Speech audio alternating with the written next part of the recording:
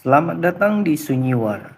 Di tempat ini, kisah gelap bukan sekedar cerita, tetapi jejak yang ditinggalkan manusia yang pernah berdiri terlalu dekat dengan kegelapan. Dengarkan perlahan, karena cerita kali ini bukan sekedar misteri, melainkan bagian dari sejarah kelam yang masih terjadi sampai sekarang. Pesugihan di Rumah Tembok Merah, kisah nyata dari tahun 2008. Cerita ini diangkat dari kejadian nyata yang dilaporkan warga dan mantan penghuni kontrakan. Nama lokasi semua disamarkan. Tahun 2008, di sebuah kota kecil di Jawa, ada sebuah rumah kontrakan tua yang dijuluki warga sebagai Rumah Tembok Merah. Bukan karena horor, tapi karena tembok depannya memang dicat merah pekat seperti warna darah kering. Rumah itu dulunya ditempati oleh seorang pria bernama Darto, pedagang kecil yang dalam waktu 2 tahun saja hidupnya berubah drastis. Awalnya hanya jualan gorengan, tiba-tiba punya motor baru, lalu mobil, kemudian ruko. Lalu rumah itu dibeli tunai, tanpa orang tahu dari mana uangnya. Tetangga hanya bilang satu hal, mulai ada suara aneh dari jam 3 pagi. Setelah Darto meninggal mendadak, katanya jatuh dari tangga. Rumah itu dikontrakan. Pasangan muda, Arga dan Rani menempatinya.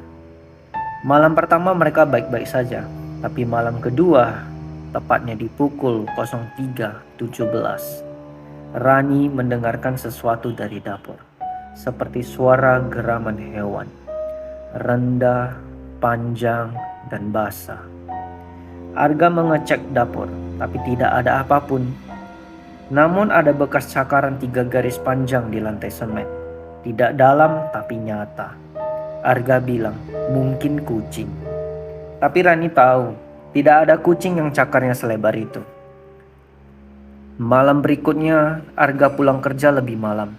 Ia melihat sesuatu di atap rumah tembok merah itu.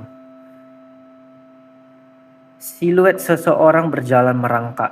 Gerakannya aneh, terlalu cepat, terlalu lentur, terlalu bukan manusia. Tapi ketika Arga menyalakan lampu motor, tidak apa-apa di sana.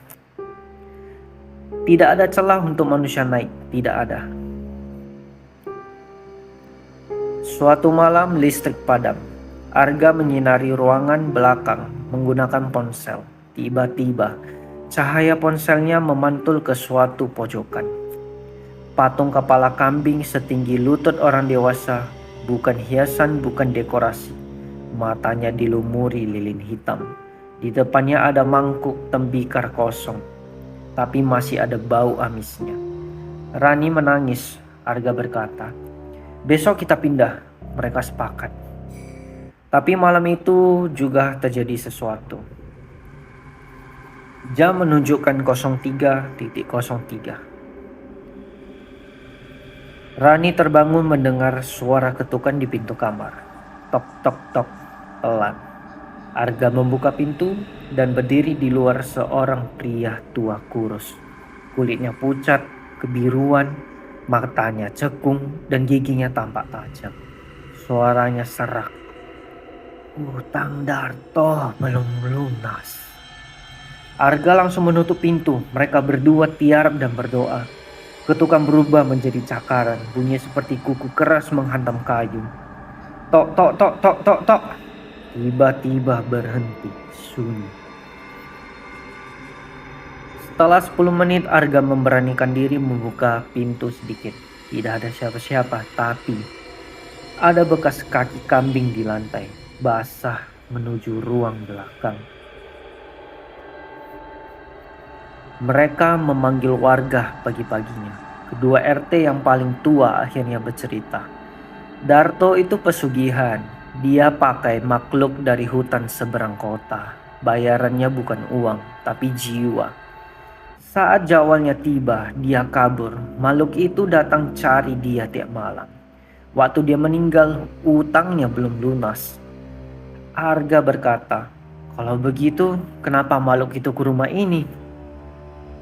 Pak RT menatap mereka lama. lalu menjawab, "Karena kamu tinggal di rumah orang yang berhutang, buat mereka kamu adalah penerusnya."